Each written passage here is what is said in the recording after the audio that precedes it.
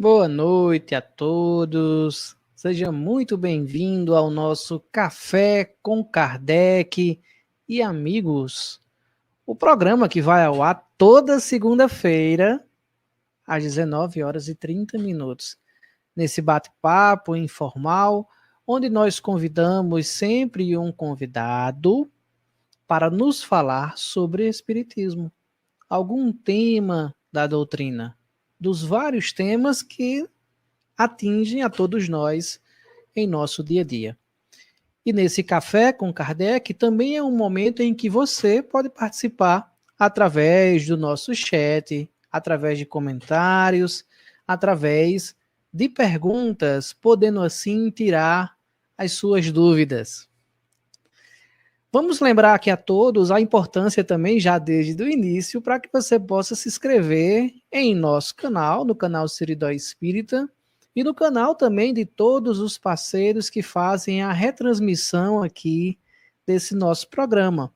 É importante para que isso torne o vídeo relevante no YouTube e possa chegar essa doutrina que nos consola a muito mais pessoas.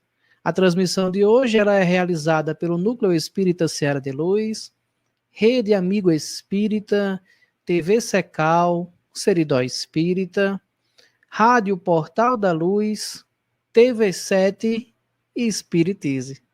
Sejam todos muito bem-vindos. Na noite de hoje, iremos trabalhar um tema bem interessante, que é o tema das esperanças e consolações. E nós convidamos o nosso querido amigo, vice-presidente da Federação Espírita do Rio Grande do Norte, Valdir Júnior, para conversar conosco aqui sobre esse tema. Portanto, não vamos aliviar a barra dele não, viu? Podem escrever as perguntas e as dúvidas que vocês tiverem para a gente encaminhar para ele. E além do expositor, ou seja, além desse convidado que vai trazer essas informações para nós, ele também é o convidado de arte espírita da noite. Então, antes da gente seguir para o momento doutrinário, por assim dizer, o momento em que ele vai fazer uma breve explanação seguido das nossas perguntas, vamos trazer ele para a telinha aqui, viu, Valdir? Já vá pegando o violão aí, após a nossa vinheta do momento de arte espírita.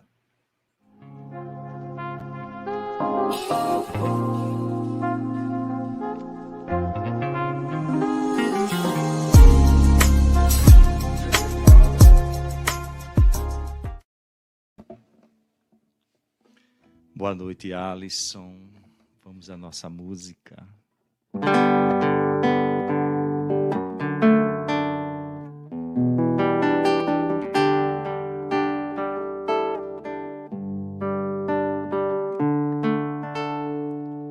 Raio de luz vindo do sol, qual farol a cintilar resplandeceu, mostrou o caminho a percorrer. A escuridão cedeu lugar, um desejo de transformar, seguir e amar, compreender as lições para toda a vida. Abre as portas do coração, ampara, auxilia seu irmão, desfaz a dor, renova, transforma e faz renascer. Conhecereis a verdade e a verdade vos libertará. És de luz, és de Deus, és de amor. Amai-vos, são asas a voar. Instruí-vos, porto seguro para pousar. Amai-vos, são asas a voar. Instruí-vos, porto seguro para pousar.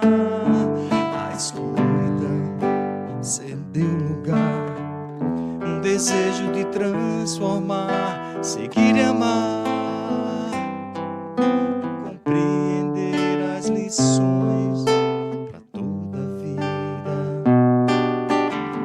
Abre as portas do coração, ampara, auxilia seu irmão, desfaz a dor, renova, transforma e faz renascer.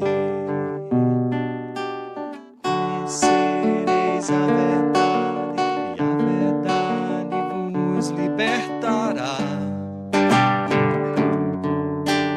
És de luz, és de Deus, és de amor. Amai-vos, são asas a voar. Instruí-vos, porto seguro para pousar.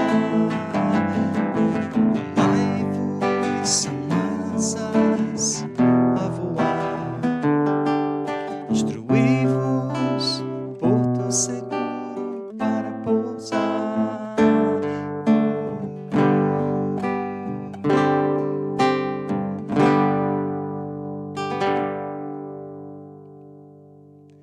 És de Deus.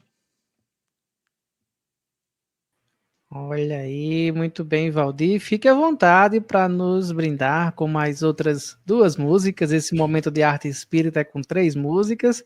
E eu volto já já aqui para a telinha para a gente dar prosseguimento. Ok, meu amigo, vamos lá. Boa noite a todos. Vamos seguir então com mais uma canção, a pedido do nosso querido amigo Alisson, que possamos todos estar envolvidos nesse momento por essas canções, que a gente consiga levar o nosso pensamento a Deus para começar o programa já nessa sintonia com a espiritualidade amiga. Vamos a mais uma música que está correlacionada ao tema que nós vamos tratar, que já será anunciado.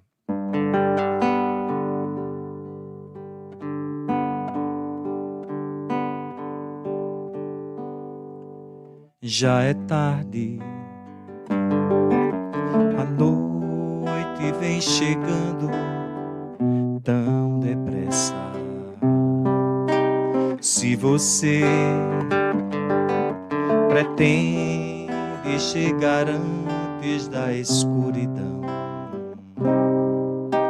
caminhe, não olhe para o lado. Cada momento perdido é uma lágrima que precisa ser cuidada. Não deixe de escutar o grito dentro de você. Alguém em algum lugar clama pelas suas mãos. Assistir é cuidar, é mostrar caminhos, é ser humano e ser capaz de olhar nos olhos de quem sofre e precisa apenas viver.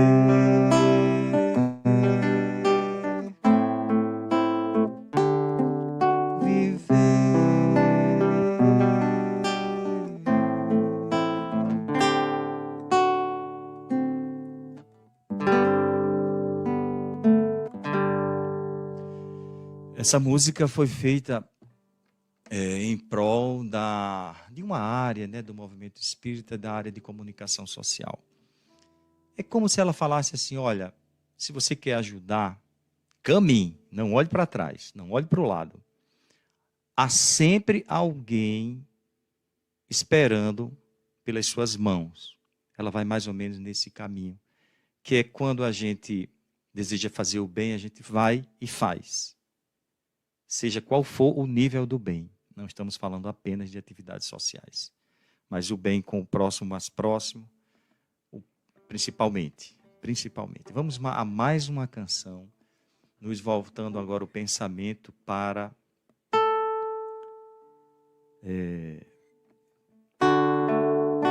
plano espiritual. Música gravada pelo nosso irmão Wesley, me fez essa gentileza.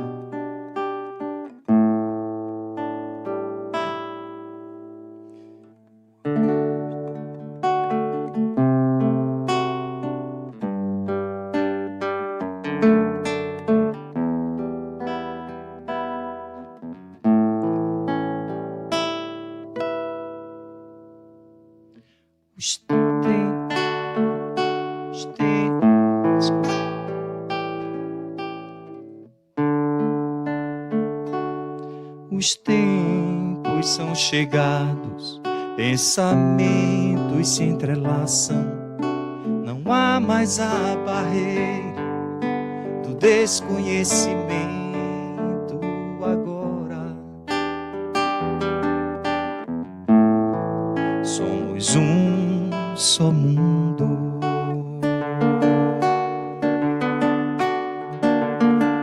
Sabemos que é possível viver de forma plena, progredir na terra ou caminhar no céu, é fato. A vida continua.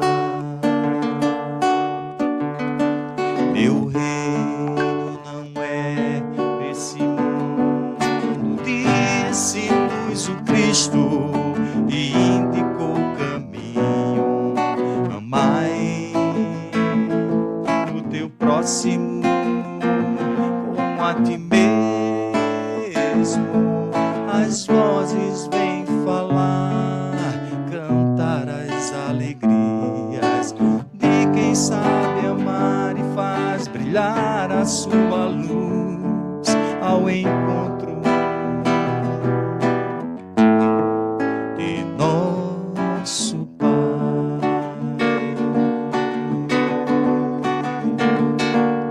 Disse-nos o Cristo e indicou o caminho. Amai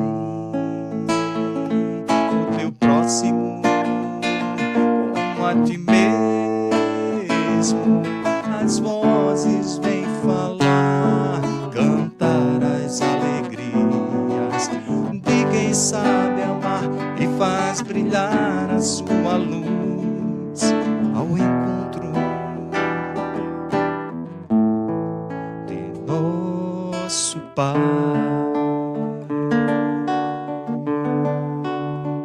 De nosso Pai.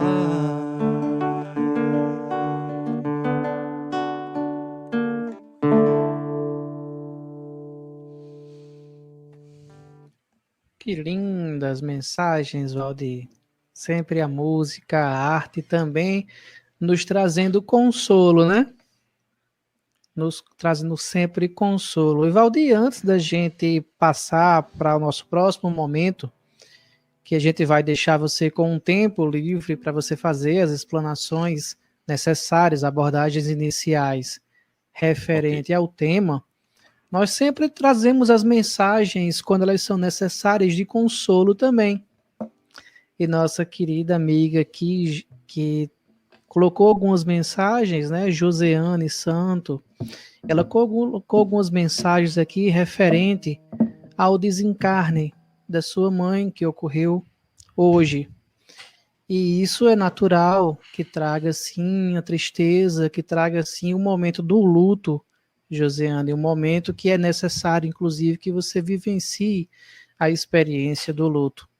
No entanto, o consolo que a gente pode trazer é muito intenso, porque o Espiritismo nos mostra uma realidade que é a realidade da vida, onde o espírito continua e a morte só existe a do corpo e não a do espírito.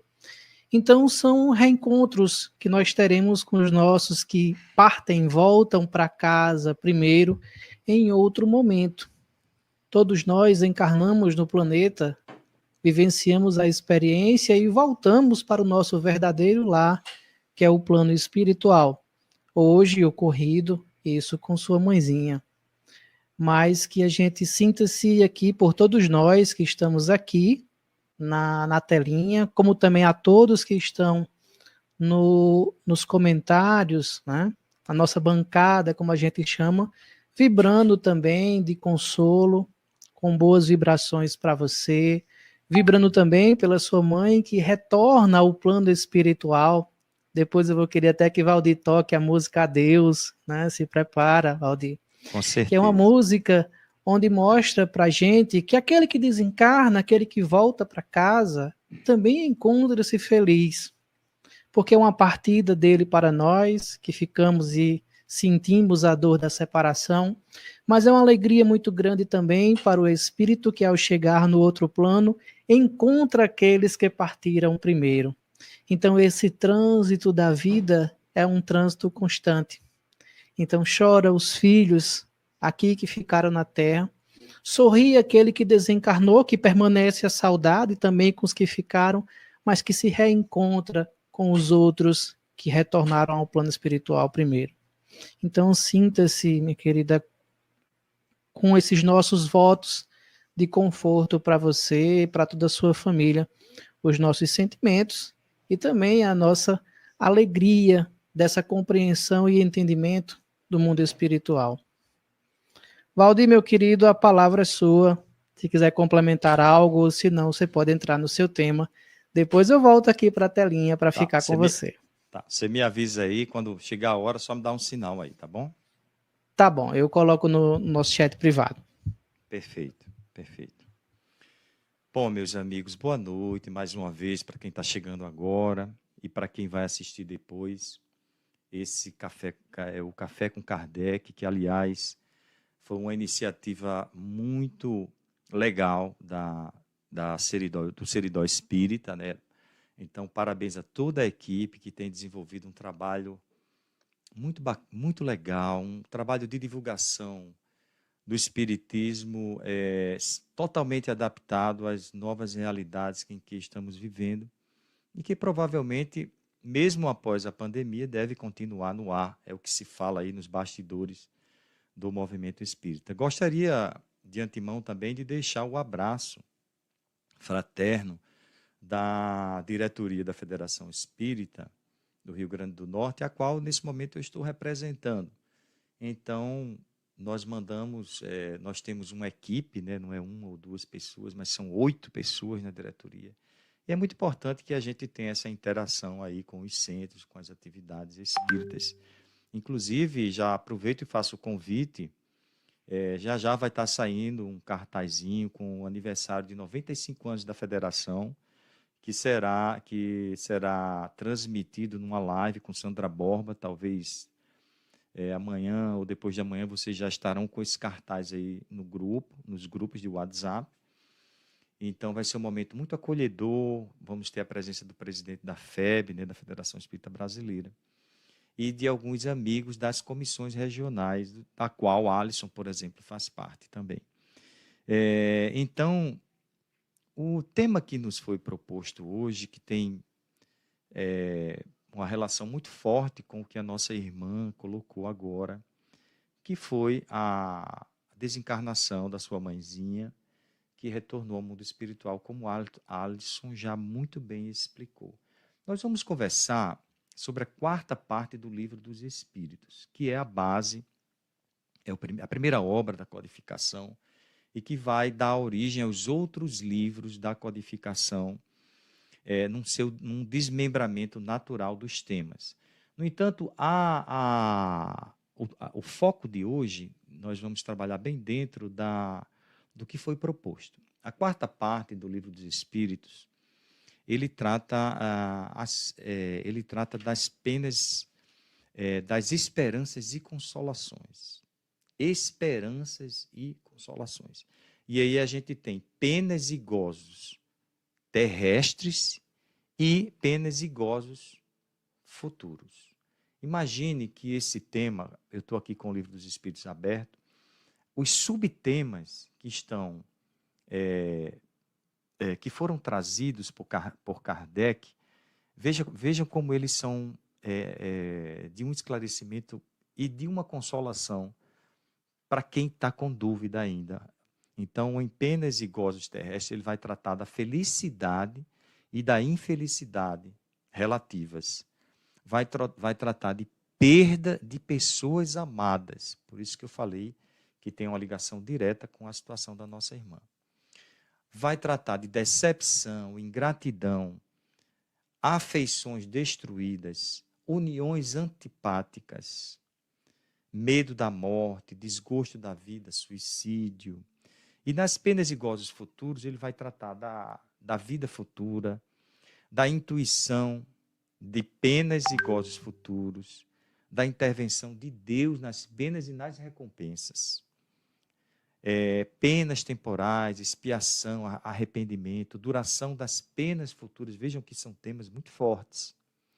Ressurreição da carne, paraíso, inferno e purgatório, trazendo uma visão espírita desse estado de pós-desencarnação. Então, Allan Kardec, ele teve essa preocupação de fechar o Livro dos Espíritos, trazendo a consolação, a explicação para quem está sofrendo dos fenômenos da vida. Se a gente for consultar lá o Livro dos Espíritos, nós vamos ver que ele segue uma sequência lógica. Então, nós temos, no início, a primeira parte, as causas primárias, que aí vai tratar de Deus, dos elementos gerais do universo, da criação, do princípio vital, temas que vão abrir, digamos assim, o nosso raciocínio para as questões que dão origem à vida, ao universo, à criação, à vida material. Depois ele aprofunda para o mundo espírita, o mundo dos espíritos. E aí vai tratar todas as relações dos espíritos com o homem encarnado. E aí é a maior parte, porque você vai ver muitos assuntos nessa parte. Na terceira, ele vai tratar das leis morais. Observe a sequência. Das leis morais, ele vai trazer detalhadamente, ele vai fazer uma sequência de perguntas que vai tratar de vários aspectos em relação às leis morais e justificando algumas coisas que nós vamos falar agora que parece que não são coerentes. E aí ele fecha com esperanças e consolações, tratando da questão das penas e das recompensas, tanto a nível terrestre como a nível espiritual. Então, são abordagens que elas estão completamente conectadas uma à outra. Nós temos, às vezes, o hábito de raciocinar as questões espirituais como elas sendo separadas, como se a situação nossa na Terra fosse uma e a situação nossa no mundo espiritual fosse outra. E não é assim. A vida ela tem um contínuo, né? Por sermos seres imortais, nós vamos progredindo ali de acordo com as nossas reencarnações, com o que nós fazemos da nossa vida, e nós vamos seguindo. Então, essa distinção do que é material e do que é imaterial, ela precisa ser bem compreendida. Porque nós sabemos que a própria vida do mundo espiritual, ela é física. Ela é física. Quando você se debruça no mundo espiritual, depois que você deixa a sua vestimenta física, material, da nossa terra, você aparece com um outro corpo. Quem estuda, quem faz o ESD, sabe que é o perispírito. E quando você se toca, se percebe, você sente que aquilo é matéria. E quando nós vamos estudar, aí vem lá para o primeiro capítulo lá do Livro dos Espíritos, nós vamos ver que a matéria do mundo espiritual ela é concreta, ela existe numa vibração diferente. Portanto, se um espírito entra aqui, eu não posso perceber. Estamos vibrando em faixas diferentes. Exceção dos médiuns ostensivos, porque mediunidade todos nós temos, através da intuição. Então, os mundos, não há essa distinção. nós temos o fenômeno da recompensa e da pena, porque nós fomos, através da evolução do pensamento religioso, por toda a história, nós fomos habituados a entender as recompensas e as nossas punições. Daí a gente, quando começa a estudar o Espiritismo, às vezes a gente se equivoca achando que a gente vai, se eu for um bom espírita, eu vou ter uma recompensa.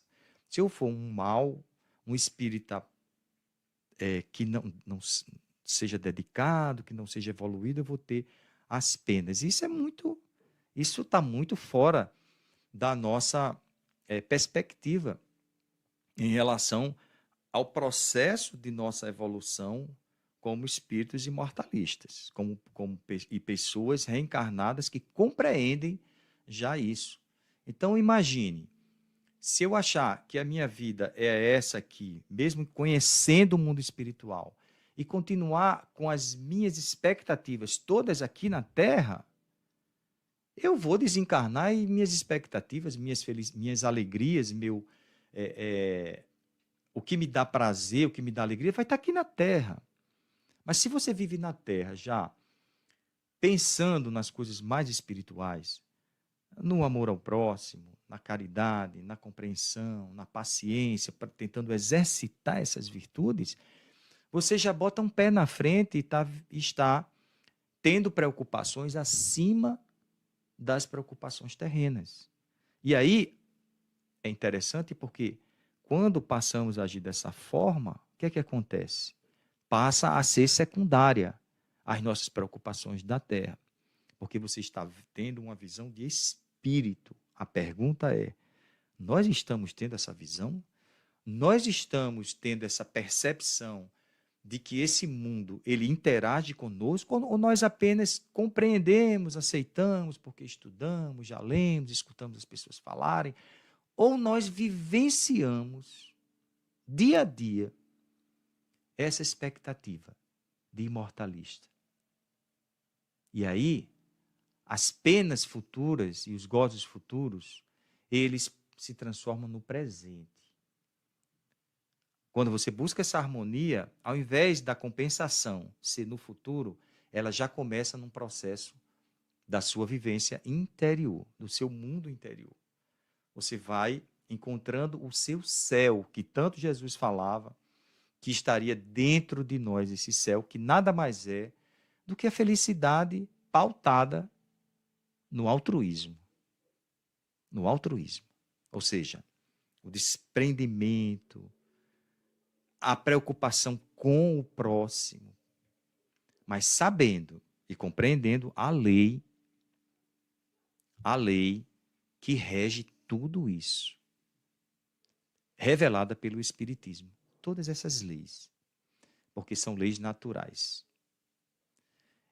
Então, partindo desse princípio, onde eu vou estar situado nessa existência atual? Outra pergunta: o que é que eu posso fazer a mais? O que é que eu posso fazer a mais do que eu já faço? Então, se você está chegando à conclusão de que já é uma pessoa que está no caminho, que é equilibrada, que está buscando, você tem que se perguntar: o que é que eu posso fazer a mais por mim? Para que eu cresça, para que eu me aproxime mais de Deus. Porque esse é um caminho que a gente está fazendo para Deus. Para Deus. Nós somos seres divinos. Estamos na nossa trajetória na busca de Deus. E aí a gente precisa entender como é essa busca. Então, viver por viver, sem você parar para refletir, sem você se questionar, sem você buscar onde você pode melhorar, a existência vai passando, e nós vamos repetir os mesmos erros das existências, das reencarnações anteriores. Então, olha só, eu sempre coloco que o espírita, ele tem uma visão de vida como se ele tivesse desencarnado. Porque você conhece, você sabe que o mundo espiritual está aí, batendo a sua porta, interagindo o tempo todo com você. Então, até onde nós já estamos vivenciando essa crença imortal que nós temos no espírito, na vivência em outras dimensões da vida, dimensões mais sutis, dimensões que podem se tornar mais grosseiras se você se envolve completamente com o mal. Então, a mensagem de Jesus, que já era de consolação quando ele veio há 2000 anos atrás, ela é reforçada com a clareza do esclarecimento da doutrina espírita.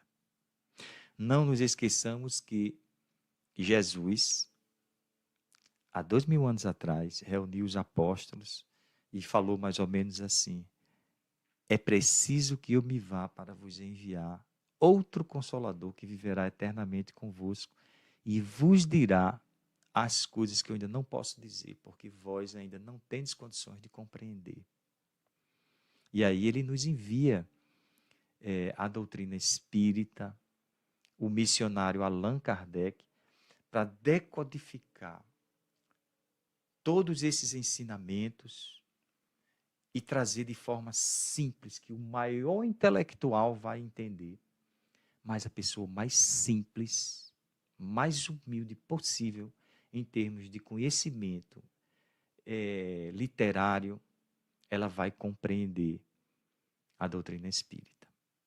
Eu me recordo um caso prático disso, que nós trabalhávamos numa comunidade há muitos anos atrás, socialmente muito carente, e fazíamos lá um estudo do espiritismo. E uma vez nós estávamos fazendo meditação com eles, uma vibração, o termo mais adequado, uma vibração, e eram poucas pessoas da comunidade, né? E quando terminou, era um centro bem pequeno, até hoje ele é bem pequeno. Quando terminou, uma das pessoas da localidade viu que estava um cheiro de éter no centro. E aí eu fiquei preocupado, achando que tinha sido um acidente, alguma coisa assim muito séria, e fui me ver com os vizinhos, etc. E aí essa pessoa da comunidade, chegou para mim e falou assim: Júnior, ela me chamava de Júnior, isso são as coisas de lá. Aí eu tive um susto assim, falei: de lá? Do outro mundo, Júnior. Eu digo: é mesmo. Era mesmo.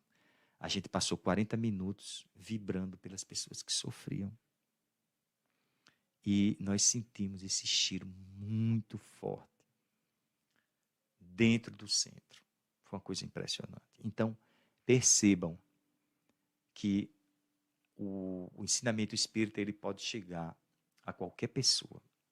Mesmo na outra extremidade tem os grandes intelectuais, grandes expositores, pessoas que foram estudar o espiritismo e viram a sua veracidade. Isso a gente vê no grupo do ESD. Quando a gente vai estudando, vai lendo paulatinamente, a gente vai estudar lá os fenômenos de Heidesville, as mesas girantes, e aí a gente vem com todos os precursores do espiritismo trazendo os estudos até chegar a Allan Kardec. E aí ele, depois da parte consolidada da ciência e filosófica, ele vem com o Evangelho e nos trazendo a interpretação do Evangelho de Jesus. Então, meus amigos, nós temos o roteiro, nós sabemos para onde devemos ir. O que cada um de nós deve se perguntar é se estamos indo, se estamos caminhando. A dor, como falou Alisson, é um direito que nós temos de sentir. Me preocupa quando alguém chega e procura um espírita e ele vai logo dizendo que, olha, a pessoa desencarnou, mas continua vivendo. Como Alisson falou, o luto é um direito que nós temos de sentir e deve ser muito bem respeitado. Não tem como você tirar a dor de um ser que ama o outro, e é a dor da separação, seja brusca ou não. é uma dor dela, é um sentimento dela que vai ficar com ela. E é ela que vai administrar dentro do mundo interior dela. A consolação vai chegar no seu tempo, no momento em que nós buscamos, que nós nos aprofundamos e vamos entendendo e sentindo acima de tudo. Porque entender é bem mais fácil, mas sentir é um processo. É um processo. Quem de nós pode afirmar que se perdeu um ente querido, mesmo sabendo da imortalidade, tendo convicção, não vai ficar triste? Quem de nós ousa dizer isso? Porque nós ainda temos a necessidade do contato, a necessidade de saber do outro, aonde o outro está. Por isso Chico Xavier dava tantas mensagens maravilhosas para as pessoas que partiram e outros médios que continuam também com essa atividade consolando as pessoas. Mas quando o entendimento ele chega em nós vamos nos harmonizando. Essa harmonia, ela é lenta e ela depende de cada pessoa, não existe um padrão. Falávamos hoje com uma pessoa que conversava conosco sobre essas questões de ser espírita e tal, e ela falava que os espíritas são pessoas muito boas, muito caridosas e tudo. E aí eu lancei uma pergunta para ela. Eu perguntei assim: e o que é ser bom? O que é ser caridoso? Né? Porque nós temos a diversidade das nossas ações, elas são tão grandes que uma hora você está mais para um espírito mais equilibrado e outra hora você está mais para baixo. Isso é comum na nossa condição. Mas quem você vai alimentar mais, né? O lado bom ou o lado negativo que você tem? Então, a Kardec traz nessa última parte um ponto de vista muito, digamos assim, transcendente para a época e até para hoje, que é a compreensão de que Deus não pune ninguém, mas que o sofrimento que nós passamos, eles é necessário para que a gente equilibre alguma coisa em nós. Alguma coisa em nós. Então ninguém sofre à toa. Estou partindo aqui do princípio de que quem está ouvindo e assistindo é reencarnacionista. Porque a reencarnação é que vem explicar essas supostas diferenças sociais, diferenças de vida das pessoas que sofrem e das pessoas que não sofrem. Então, Allan Kardec ele traz, nessa parte das esperanças e das consolações, um pensamento de continuidade, de continuidade do ponto de vista de que a vida após a morte física ela é plena. É plena. Você gosta de ler? Você gosta de estudar? Você gosta de tal música? Você vai desencarnar e vai continuar gostando. Então, o que nós fazemos aqui, nós vamos dando continuidade. Vamos seguindo com a vida. Quem vai sofrer no mundo espiritual? Aquele que a consciência acusar que agiu errado. Onde é que estão escritas as leis de Deus? Pergunta Kardec e os espíritos respondem, vocês sabem, na consciência. Então não há punição de Deus, mas há a oportunidade do resgate, do reequilíbrio. Imagine que uma pessoa, falando mais agora das penas, uma pessoa que praticou muito mal e desencarna sofrendo muito. Por quê? Porque o íntimo dela sabe que ela negligenciou. Porque as leis de Deus, nós vamos absolvendo essas leis no processo evolutivo através das múltiplas reencarnações que já vivemos. Nós vamos absolvendo a compreensão das coisas e, consequentemente, abrindo a capacidade de analisar, a nossa capacidade crítica, de leitura crítica das coisas. E cada vez que nós caminhamos nesse conhecimento, o nosso livre-arbítrio vai se dilatando, a possibilidade de a gente optar por um caminho ou por outro. E, consequentemente, a nossa consciência vai aprendendo a julgar o que é certo e o que é errado. Faça um teste. Chegue em casa. Você já está em casa, né? O que é que eu estou falando? Faça um teste. Em algum momento, pare e analise qualquer fato que você desconfia que não era o que você queria fazer. E converse com você mesmo, em nível profundo, reflexivo, e descubra o que é que você mesmo vai dizer a si. Porque quando a gente fala a nossa consciência, parece que a gente está falando de um órgão ou de um local em nós que não faz parte do nosso eu. Mas não é bem assim, né? Exatamente, nós somos o conjunto de todas as experiências emocionais das vidas passadas, das existências no mundo espiritual, né, desse fluxo de reencarnação, das vivências, dos estímulos, dos traumas vividos nessa existência, no passado, na nossa infância, até o momento em que nós nos encontramos agora. Somos também o reflexo das nossas conquistas, dessa existência, já falei das outras, e somos o que André Luiz vai tratar lá como sendo a nossa superconsciência, somos o que queremos ser. Olha que coisa interessante. Nós somos o que queremos ser, porque você idealiza onde você quer chegar e você vai lutando, mas isso já faz parte de você. O inconsciente é todo o passado, tudo que está armazenado e que nós não temos acesso agora nesse momento, porque estamos reencarnados e precisamos não lembrar desse passado, como vocês sabem. E o consciente é o momento atual da nossa existência física, que você tenha consciência de tudo que você está recebendo nessa existência, nesse momento, com muito pouca lembrança direta dos momentos em que você vive fora do corpo físico, através do sono, porque todas as noites nós vamos ao mundo espiritual e vivenciamos experiências emocionais, boas e ruins, dependendo de onde a pessoa vai parar, de onde a pessoa tem afinidade. Então, veja como nós somos complexos. Não dá para dizer o que é bom, ou se a pessoa é boa, se ela é uma pessoa má, se ela é evoluída. Não dá.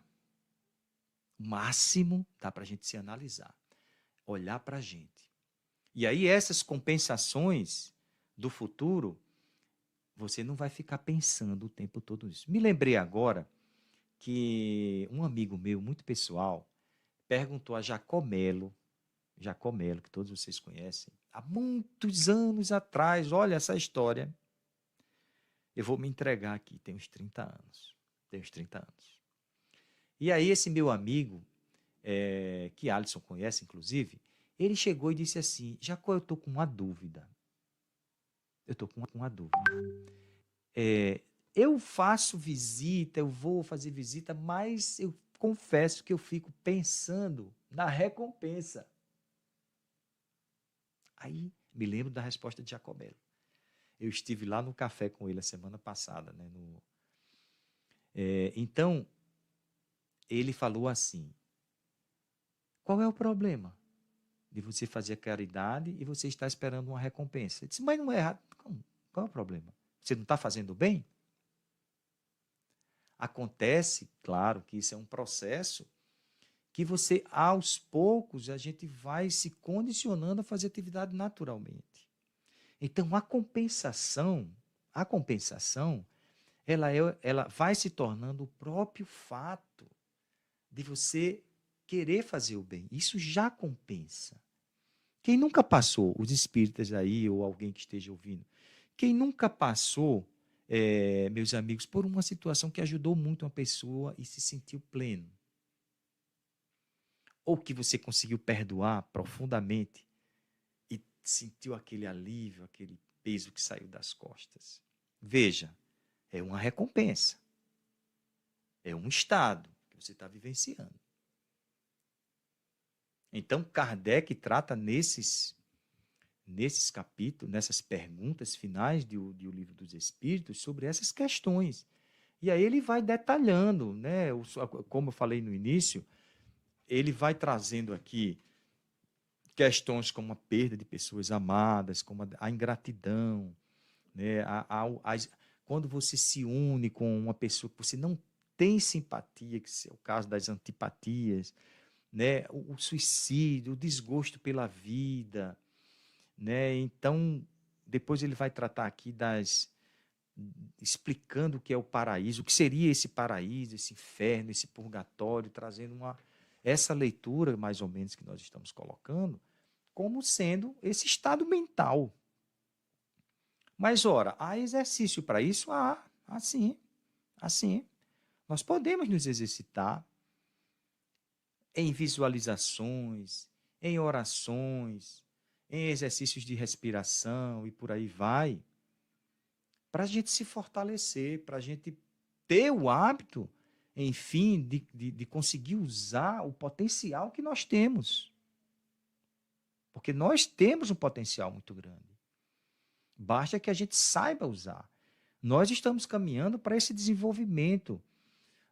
Certamente, num futuro mais distante, essa capacidade intuitiva nossa ela vai desabrochar.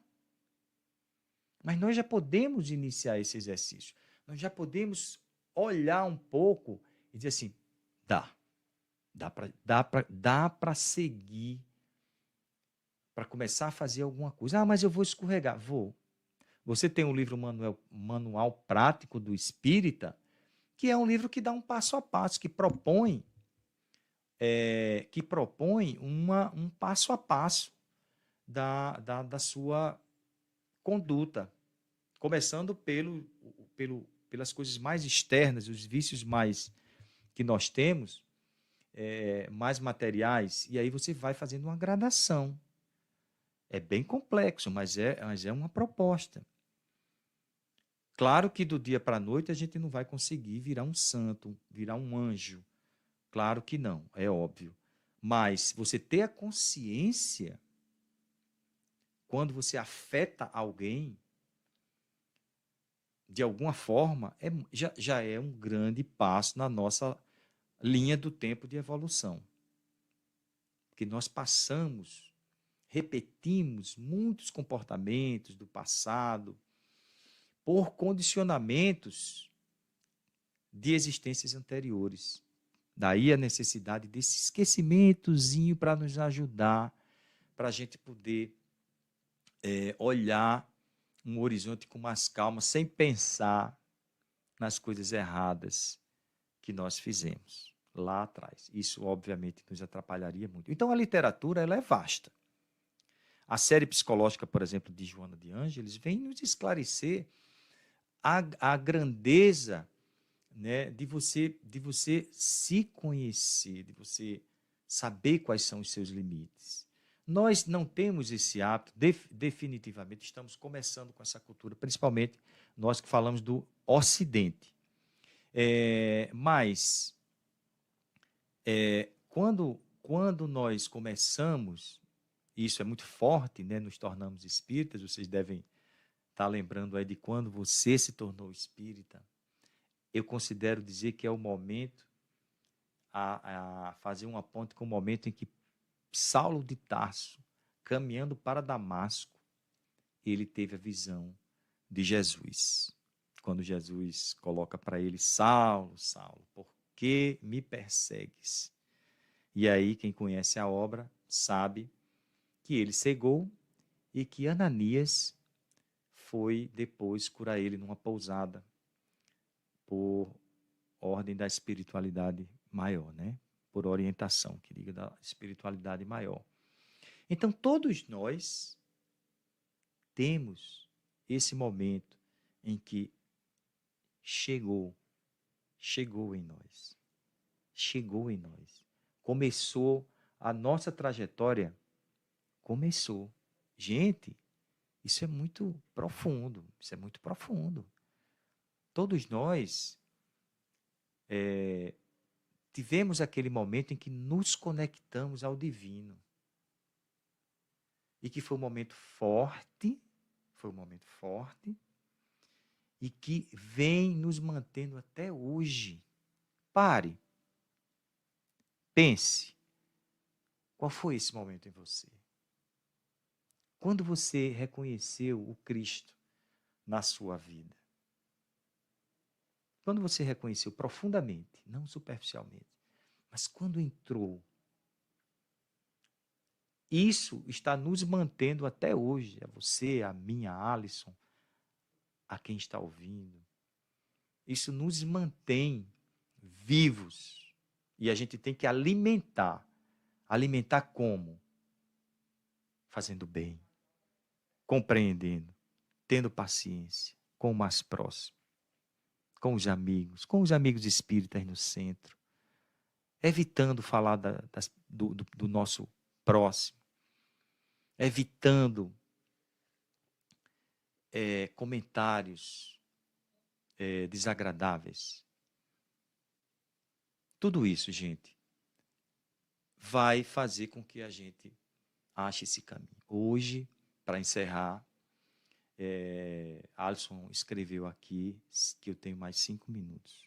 Eu vou cumprir aqui, Alisson. Pode começar a contar aí.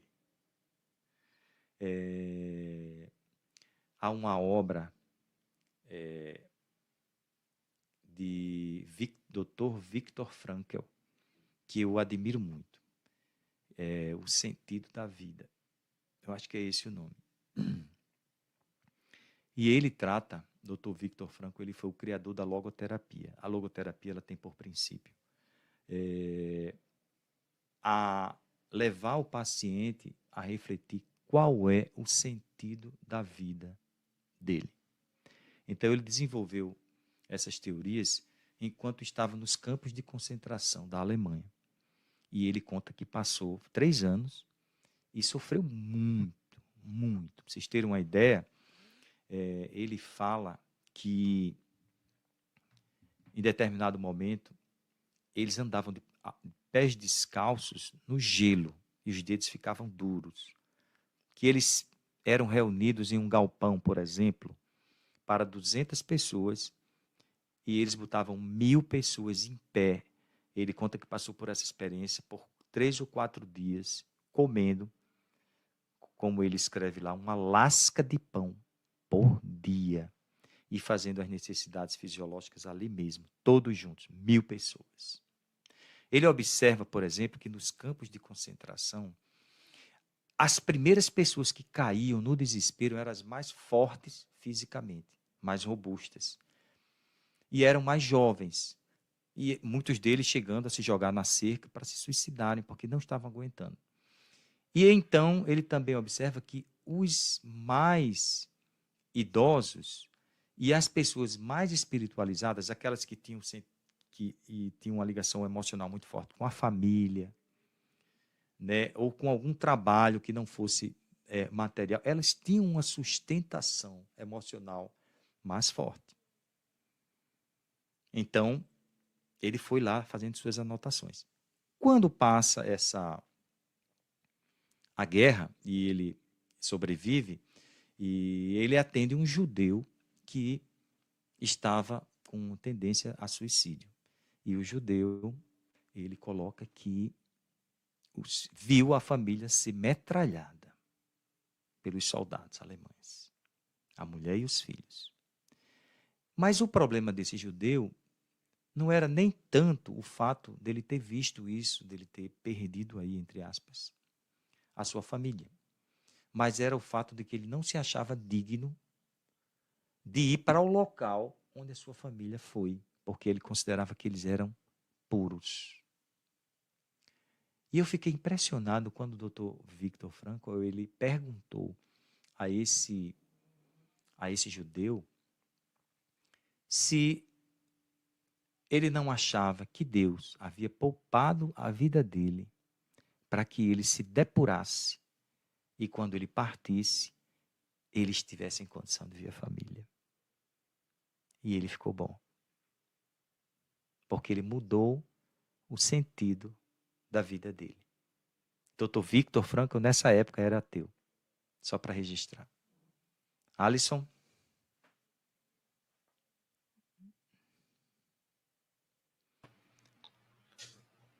Oi, Valdir. Tava aqui tocando sua música enquanto É? você falava aí pra gente. Ó, Valdir, excelentes reflexões, essas que você colocou. Temos aqui algumas perguntas, mas como eu tinha lhe pedido antes, eu queria que você tocasse a música de Hércules, se tá. possível, Tá. Eu pra vou. gente. Você falou da música Deus, né? Eu estava tentando tocar aqui também, que eu posso sugerir a você, a outra, que é Saudade. É, Eu tem estava tentando tocar saudade. ela. É, saudade tem a Deus. Você quer que toque qual? Pode ser Adeus. A Adeus de Deus Alto tá. de Souza é Ok. belíssima. Eu vou tocar a Aí a Deus gente então. Tá retorna só. para as perguntas. Ok.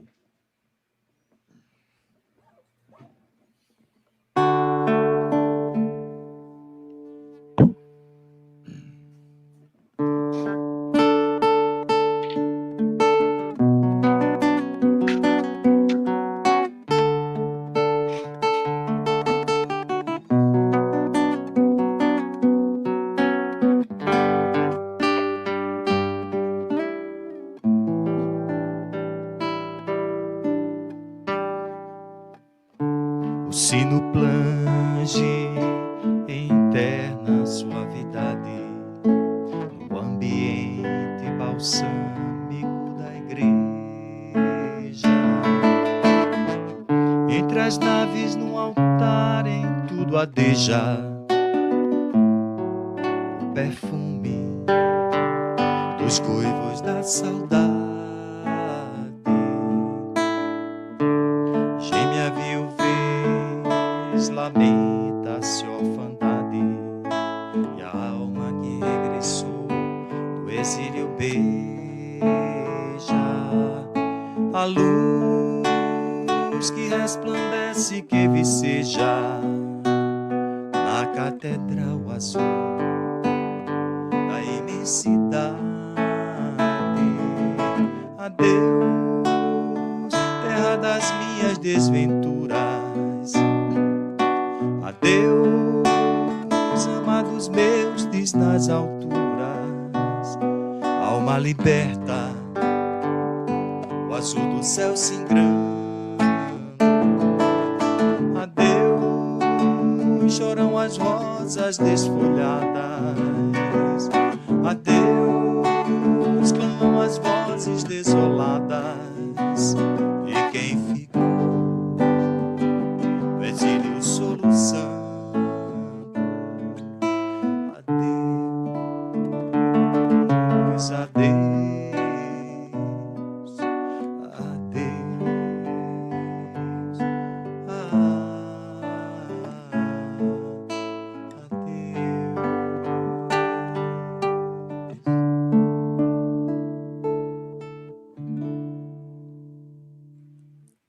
Linda música, meu amigo Valdir. Afinal, todas as músicas do Amigos e Canções são muito belas. Obrigado, Alisson. Obrigado pela boa vontade. Mas vamos lá.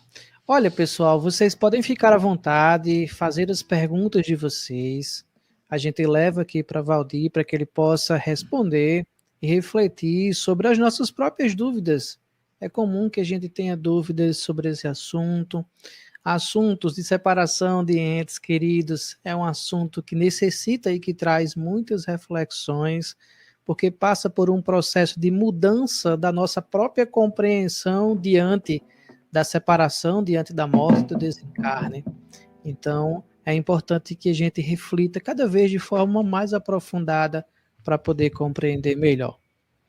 No entanto, Valdir, a nossa primeira pergunta é da nossa querida Clarinha Moniz, que está aqui nos bastidores com a gente também.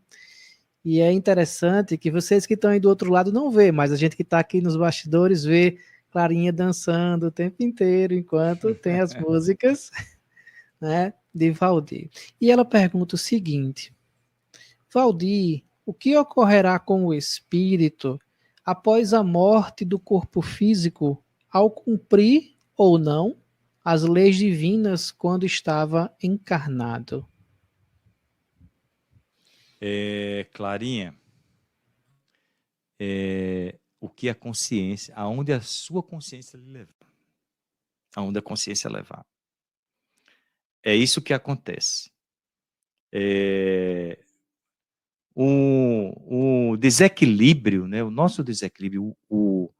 Ora, veja bem, gente, se quando a gente não está bem, né? Está desarmonizado, chateado o tempo todo, nós adoecemos fisicamente, né, Alisson? Nós adoecemos. Imagine o corpo perispiritual, que ele é mais flexível, ele é mais sensível ao nosso pensamento.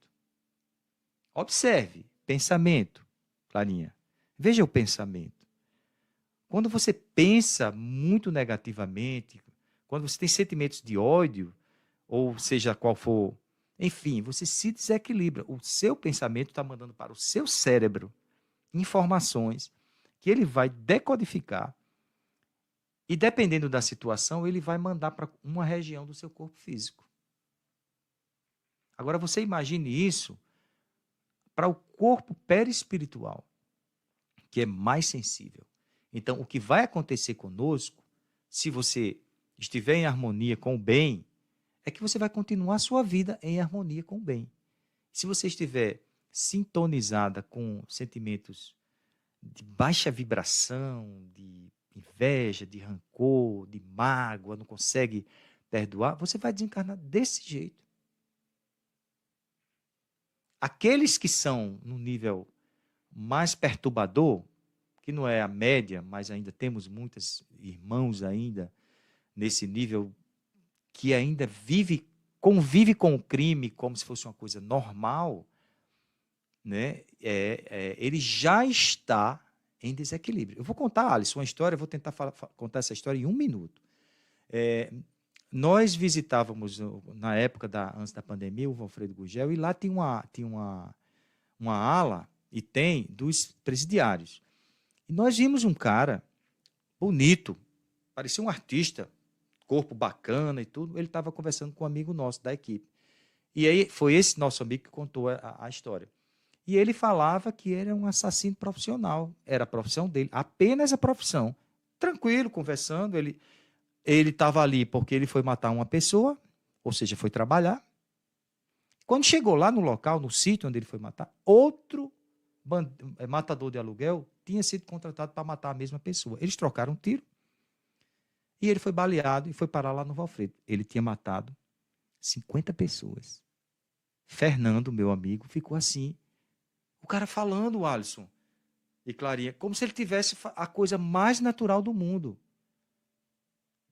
Nesse mesmo dia, outro passou e disse, eu confio muito em Jesus Cristo, que a minha aposentadoria vai chegar. Veja a percepção do mundo onde essas criaturas vivem. Né? Então, quando a gente chegou com essas músicas, aquele homem lá que estava todo muito tranquilo, que era o trabalho dele, caiu num choro convulsivo. E ele ficou chorando lá vários minutos.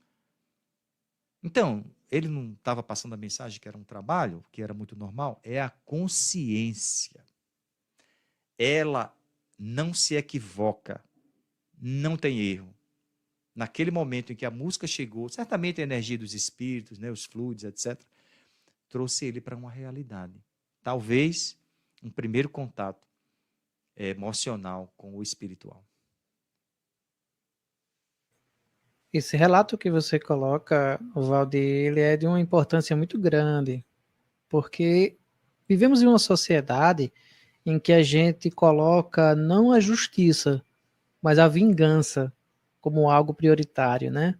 A vingança em que sentido?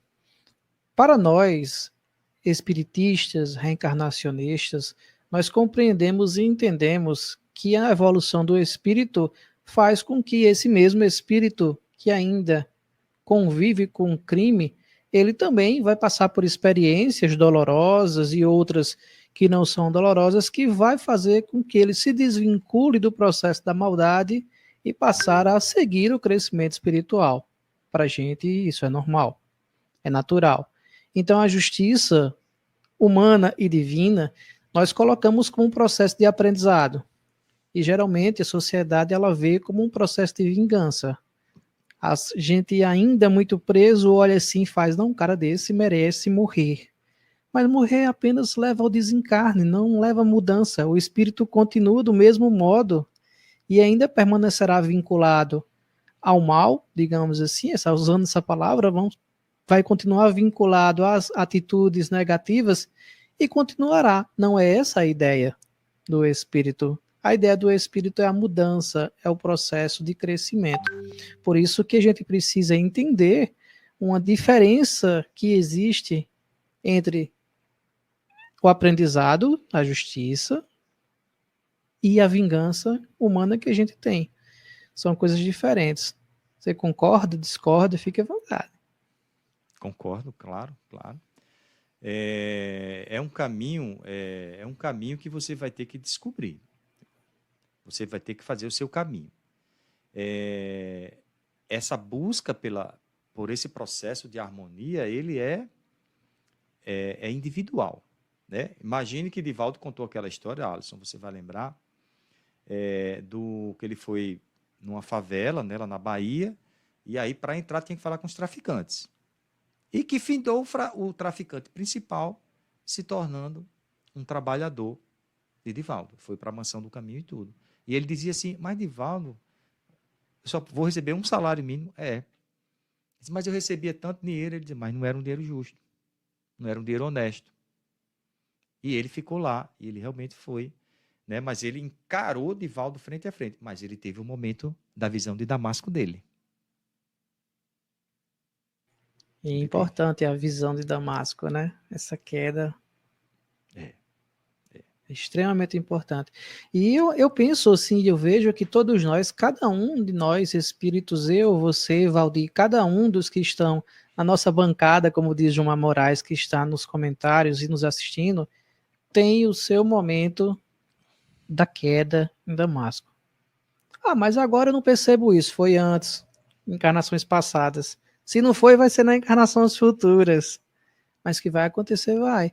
Porque é o despertar. Né? É o despertar. Rodrigo Ranieri, Valdir, traz uma outra pergunta também aqui para você. Qual a diferença entre expiação e reparação do mal cometido? Boa pergunta. Expiação. A expiação é uma condição que você precisa se reequilibrar com você mesmo. Tá? Você precisa se reequilibrar com você mesmo. Vou citar um caso para ilustrar. Nos Estados Unidos, há muitos anos atrás, uma moça, ela se apaixonou por um rapaz e o rapaz não queria que ela ficasse com seus 2 filhinhos. Tá? Olha que imagem forte. E ela, para não perder o rapaz, matou os 2 filhos.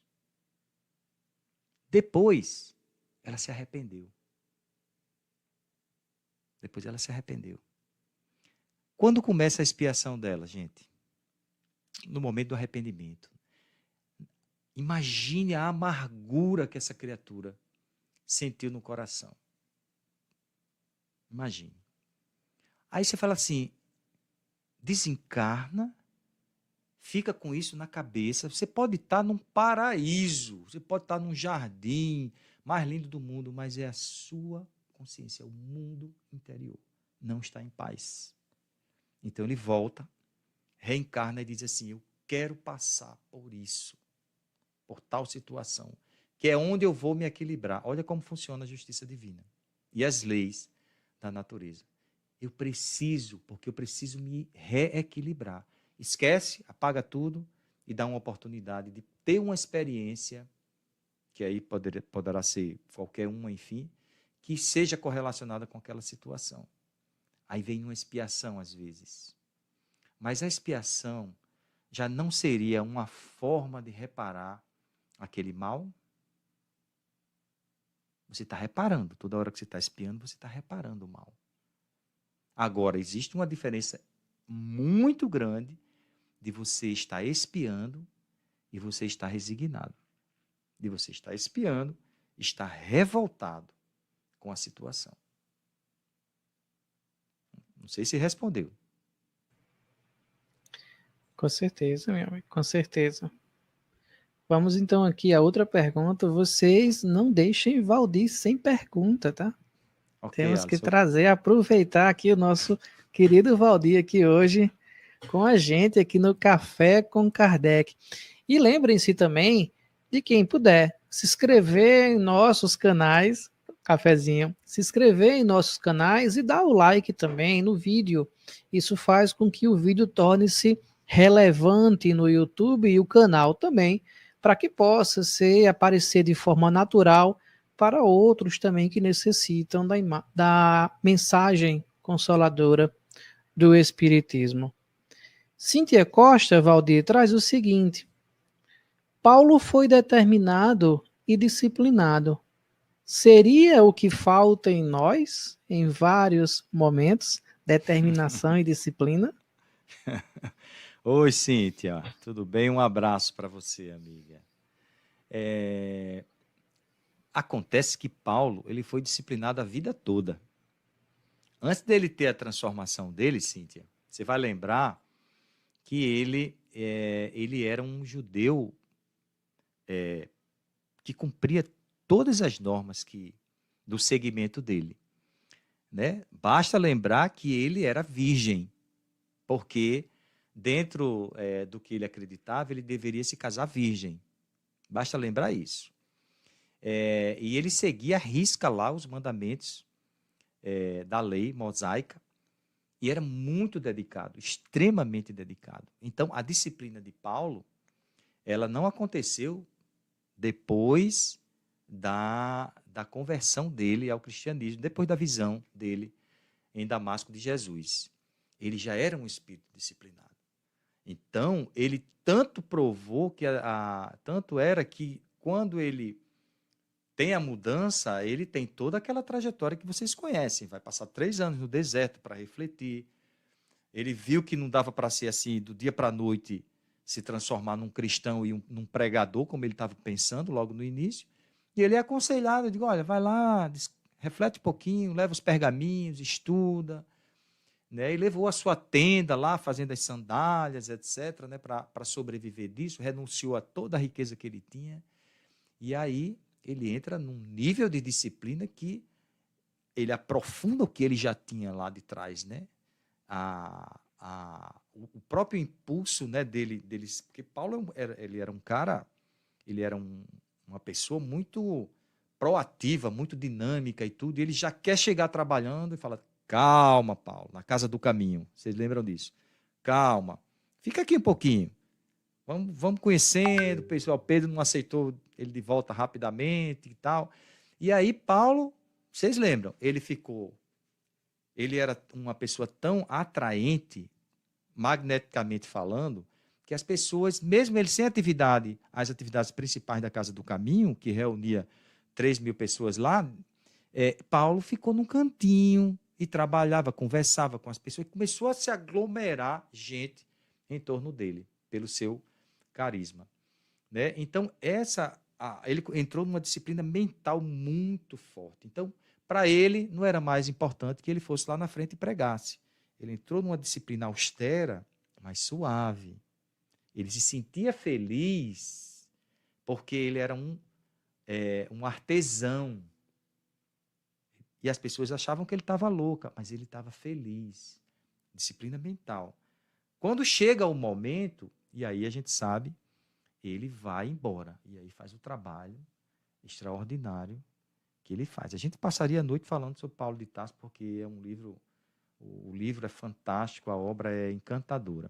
Entende? Então, a nossa disciplina, ela vai ser proporcional, Cíntia. E eu sei, Cíntia, que tudo que eu falei você já sabe, tá? Eu estou só fazendo aqui uma contextualização.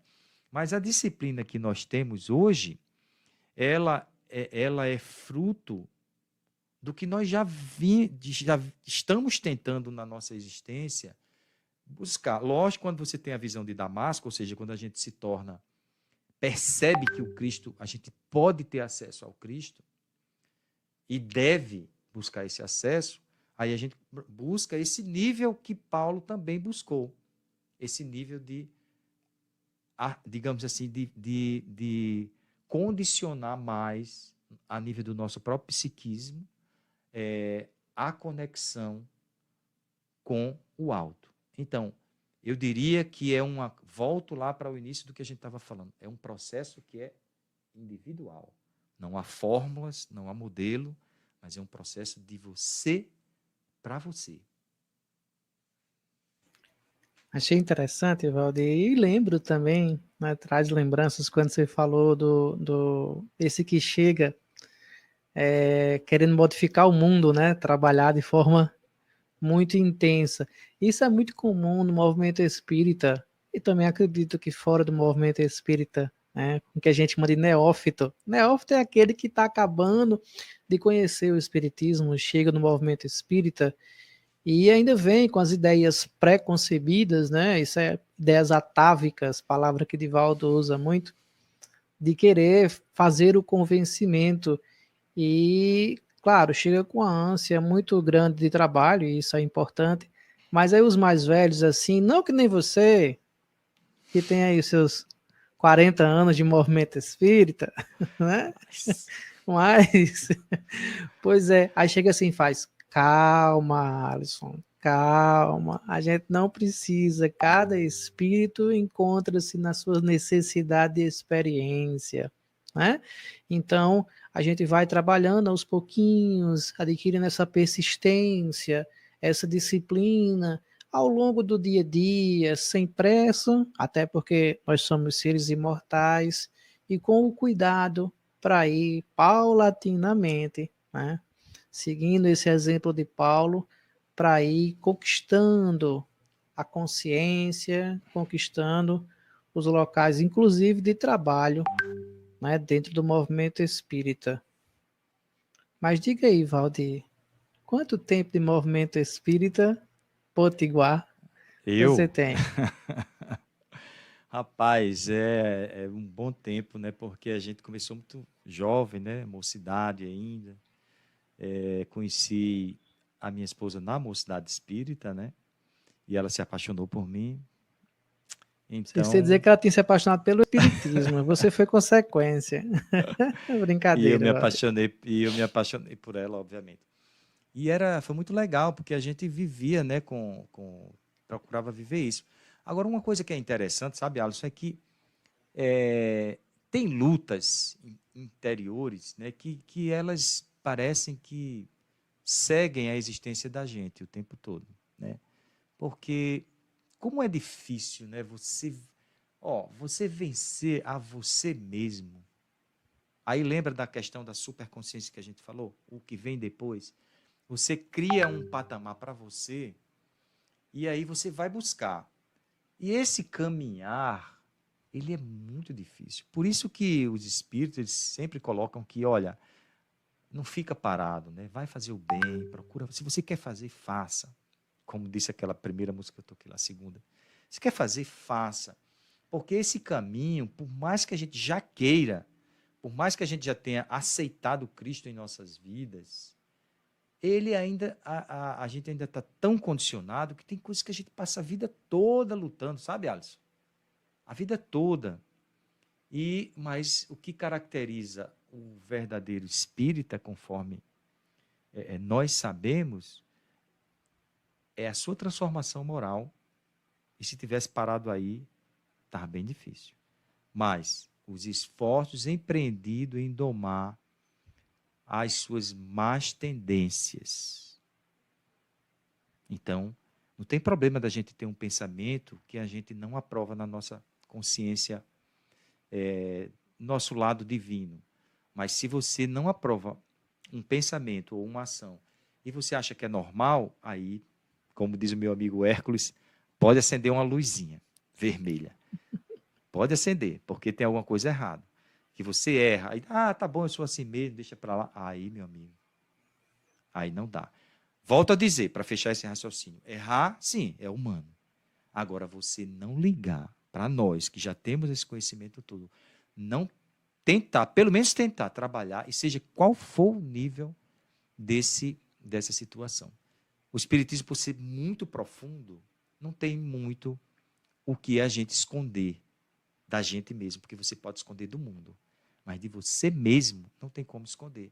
E é um trabalho, volto a dizer, como é individual, é um trabalho que você vai colocando as pedrinhas devagar dentro de você. Quando você menos esperar, uma hora, a gente vai ter uma rocha, que é a disciplina aí que a gente estava falando. Excelente analogia. Valdir, enquanto você se prepara aí pegando o violão para cantar para nós mais duas músicas como finalização do nosso programa, eu gostaria de agradecer a todos que estiveram por aqui, que passaram, que irão assistir esse programa em outro momento, tá? Para nós é uma alegria dividir esse momento da noite da segunda-feira com você, aprendendo um pouco mais de Espiritismo. E já aqui agradeço também a participação de Valdir Júnior, esse amigo querido e muito próximo, nossa relação ela é muito próxima, né? E mando um abraço para a Aparecida também. E agradeço por esse momento. E já adianto a vocês que Valdir vai estar conosco quinta-feira próxima em nosso Evangelho no Lar Virtual. Ele e Adriano Gomes junto comigo nesse momento também de Evangelho, onde teremos muita música, poesia e reflexões com o Evangelho.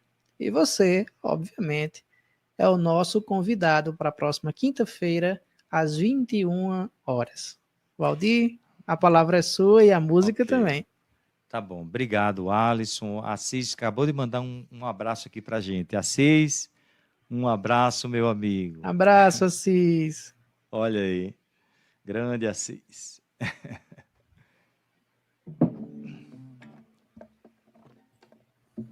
Assis vai lembrar dessa música.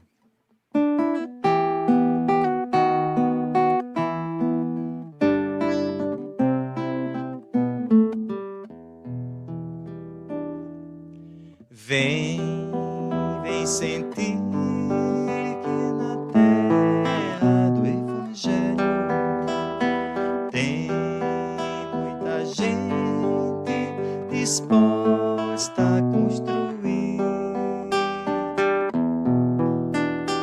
Venha você sentir esse momento, precisamos um do outro, lado a lado, ombro a ombro.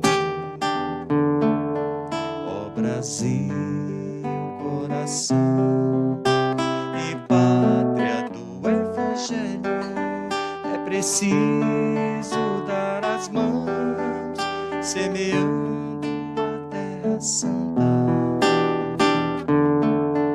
a semente do amor, a semente do perdão. É preciso dar as mãos, é preciso dar as mãos, as mãos. Ó Brasil, coração e pátria do Evangelho, é preciso dar as mãos, semeando a terra santa, a semente do amor, a semente do perdão. É preciso dar as mãos, é preciso dar as mãos, as mãos.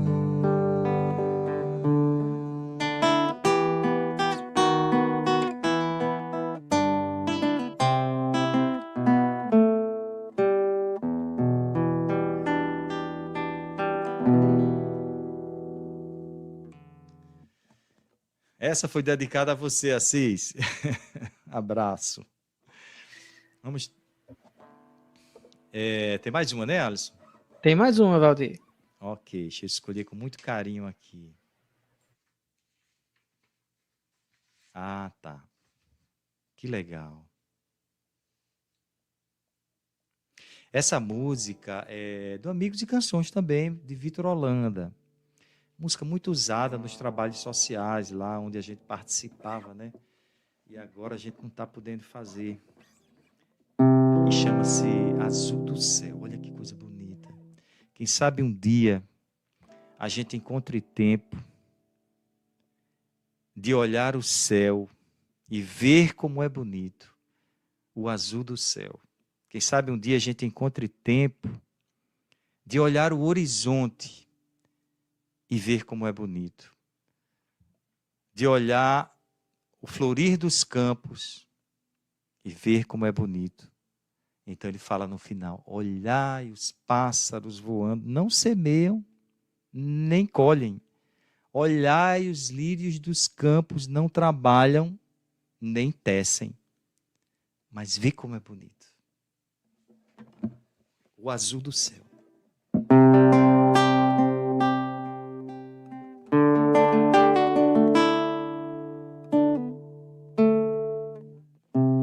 Quem sabe um dia a gente encontre tempo de olhar o céu, e ver como é bonito,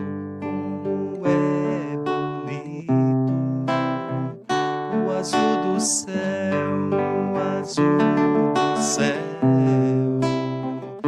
o azul do céu, o azul do céu. Quem sabe um dia a gente encontre tempo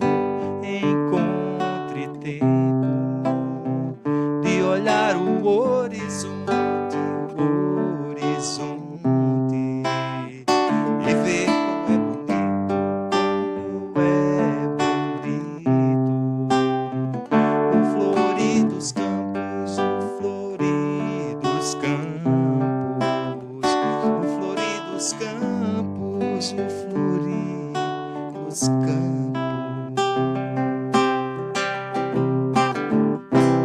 Olhai os pássaros voando, não semeiam nem colhem. Olhai os lírios dos campos, não trabalham nem tecem. Olhai os pássaros voando, não semeiam nem colhem. Olhai os lírios dos campos, não trabalham nem tecem.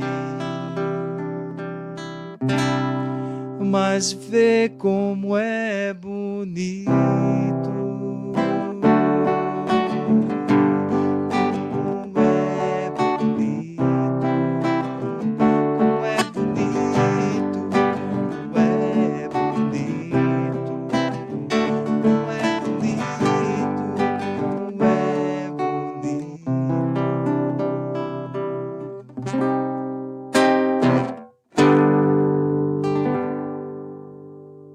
O azul do céu, Vitinho. Valdir, mais uma vez, muito obrigado por essa noite aqui com a gente. Eu que agradeço, Alisson. Um abraço a todos. Uma semana de muita paz, de muita luz. Se tiverem tempo, estaremos com Alisson e com Adriano Gomes no Evangelho na quinta-feira. Boa noite, muita paz. Um abraço a todos, boa noite.